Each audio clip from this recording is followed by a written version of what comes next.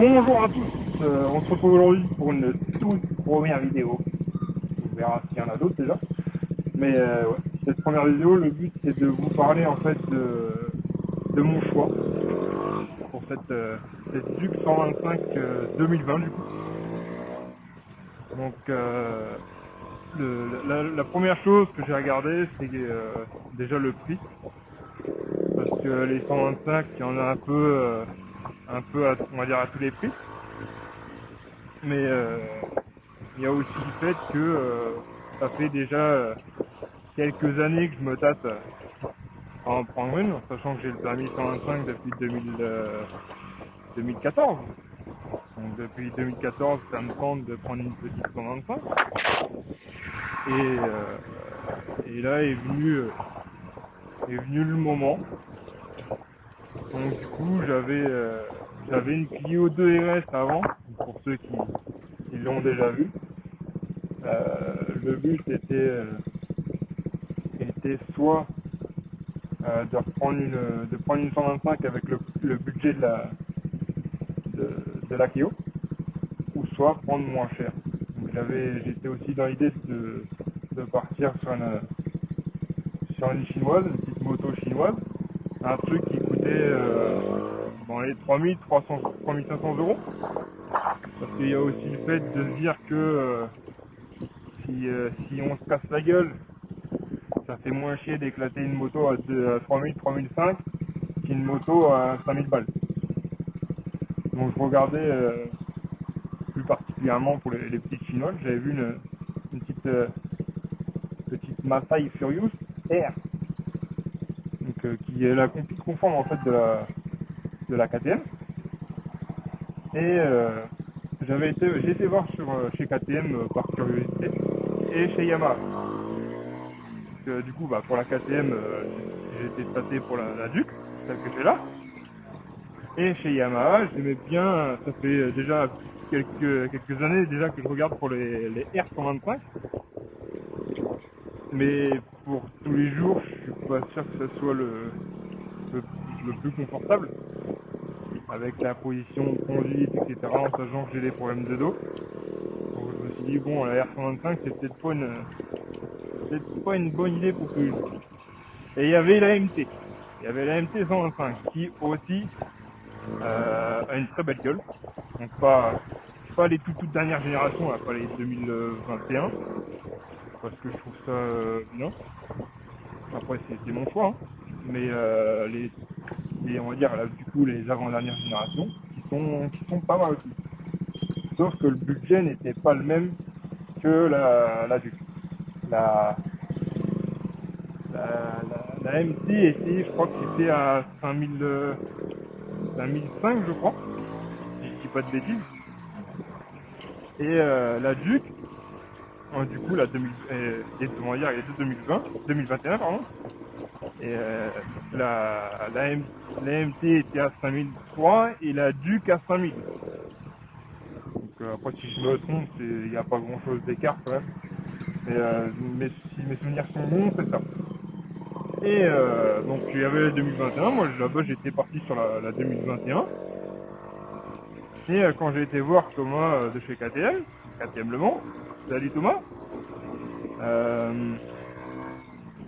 il m'a proposé quelque chose d'intéressant. C'est il restait 5 motos, 5 Duke 2020, donc qui cherchaient à déstocker en fait. Et de base, les 2020, quand elles sont sorties, elles étaient à 5000, oui c'est ça. Elles étaient à 5000 parce que les nouvelles sont à 5003. Et Thomas m'a dit, écoute, j'ai un truc qui peut être intéressant pour toi.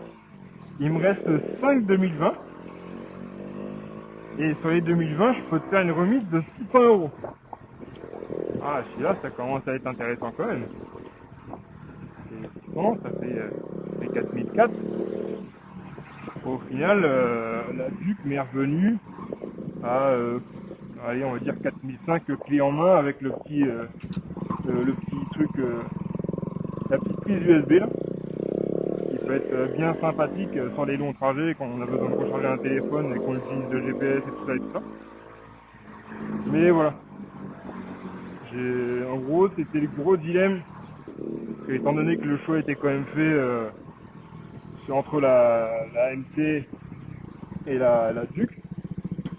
Le choix était de est-ce que je mets le budget dans une KTM de 4004 avec 4005 on va dire, tout compris, ou est-ce que je prends une petite chinoise qui craint un peu moins les dégâts si jamais il y en a.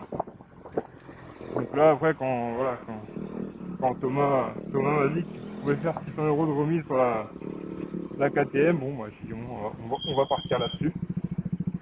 Et puis au moins là c'est quand même on va dire que c'est quand même plus renommé d'avoir une KTM qu'une chinoise. Enfin, c'est mieux réputé, on va dire, dans la fiabilité. Bon, après, les chinoises, il y a beaucoup de choses qui se disent. Et voilà. Donc au moins, j'étais parti sur une valeur, on va dire, sûre. Après, moi, j'étais aussi parti du fait de prendre une moto neuve parce que j'y connais que dans la moto. Et j'ai tellement peur de me prendre une douille, je me suis dit, je vais prendre neuf.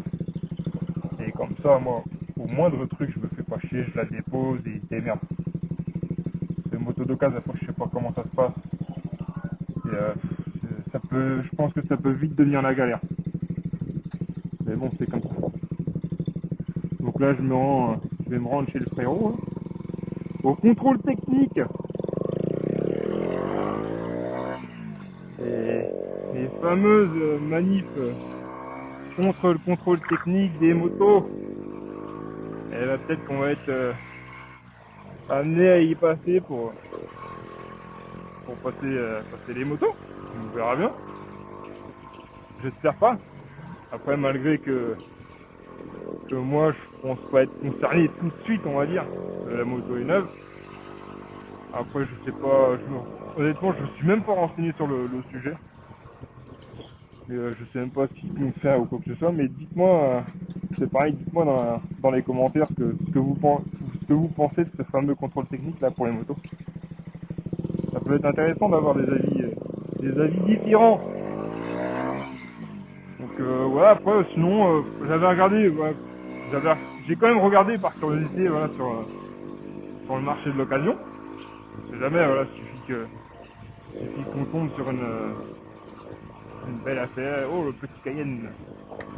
On tombe sur une petite affaire sympa, bon après ça peut faire changer d'idée. Et je voyais pas mal d'anciennes générations de KTM. Et je suis pas fan. Avec le gros bloc optique devant et tout, enfin, halogène et tout ça, je suis pas fan. Mais d'après ce que j'ai compris, d'après ce que j'ai entendu, elle marche mieux, dû aux normes bien sûr, et plus légère. Parce que les 2020, les générations 2020, je crois que ces générations-là, ça commence à 2017 si je dis pas de bêtises. C'est à partir de 2017 où ils embarquent toute la technologie là, avec l'écran, tout ça. Et en fait, ça rajoute ça rajouterait 9 kilos en plus sur la moto. Donc quand vous avez un 1290, bon bah 9 kilos ça peut moins se sentir, mais sur une 125, honnêtement moins de grammes, ça doit se sentir un peu quand même. Après, j'ai jamais essayé les générations d'avant, donc je sais pas trop ce que ça vaut. Et là, on va se rendre au contrôle technique. Je vais vous faire voir ça, le petit contrôle technique tout neuf là, du frérot. Il a un beau petit truc, c'est bien sympa. En espérant qu'on n'y mette pas les pieds tout de suite pour les motos, quoi. On verra bien. Pour l'instant, on va dire que c'est décalé. C'est bon, faut pas rêver, hein. On y passera un jour. Là, je pense que l'objectif principal est quand même de retarder cette merde-là. Encore, ça serait pour des gens, des professionnels, voilà, qui mettent ça dans leur poche, machin. Bon, bah voilà. Mais le problème, c'est qu'il y a encore d'argent, pour l'État. Ça fait un peu plus chier. Putain, je me tape la saucée, ta mère, la première vidéo, là. putain, j'en prends plein la gueule. Ah, j'ai la céramique partout. Et putain. Un coup il fait chaud, un coup il fait froid, un coup il y a du soleil, un coup il y a de la pluie. On se tape toutes les saisons en une seule journée, c'est de la folie ça. Putain. Bon bah maintenant le but va être de ne pas se casser la gueule sur le mouillé. Honnêtement, c'est ma toute première moto. Et on va dire qu'en termes de tenue de route sous la pluie, pas trop rassuré encore, tu vois.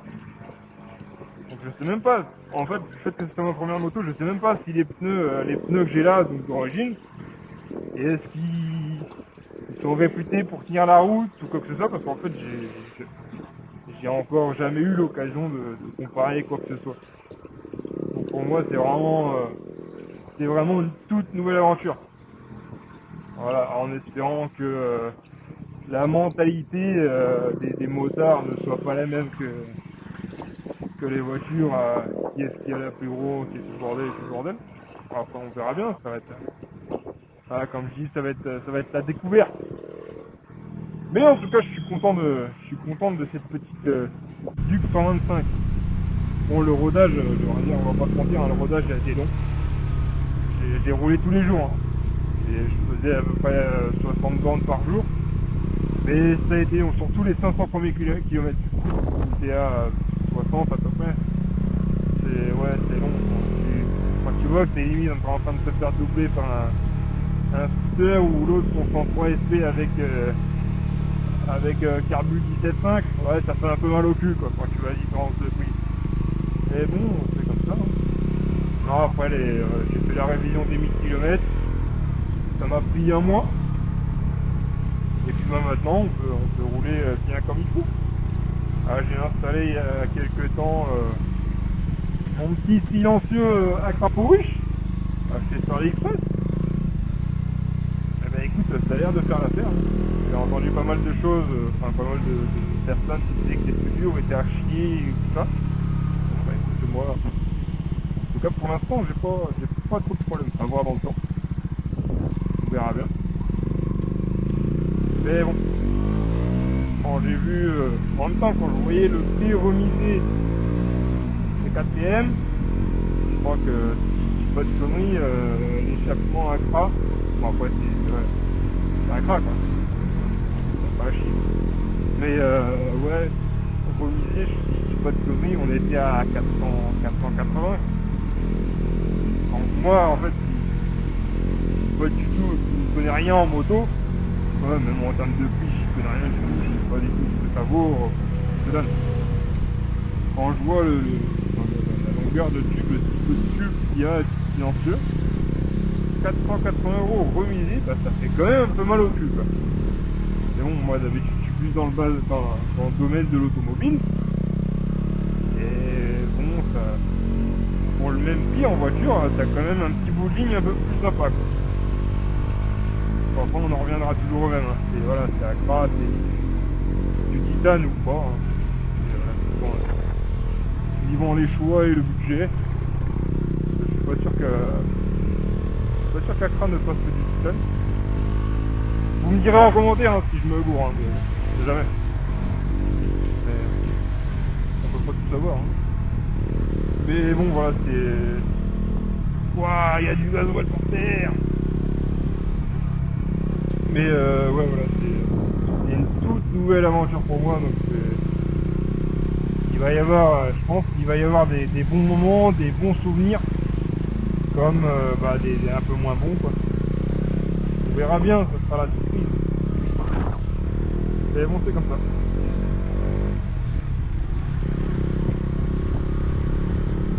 Allez, là, il me fout Dieu de la flotte plein la gueule, l'enculé, là.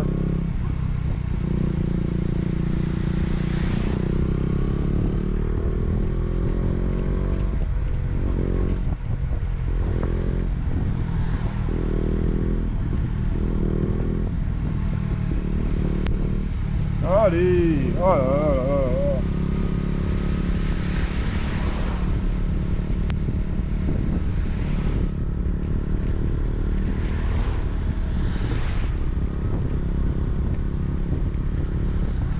Eh ben ben on n'est pas arrivé.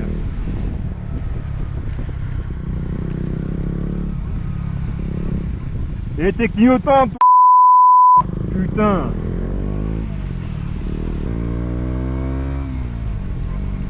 Bon voilà, le contrôle du frérot là, à Saint-Pavas.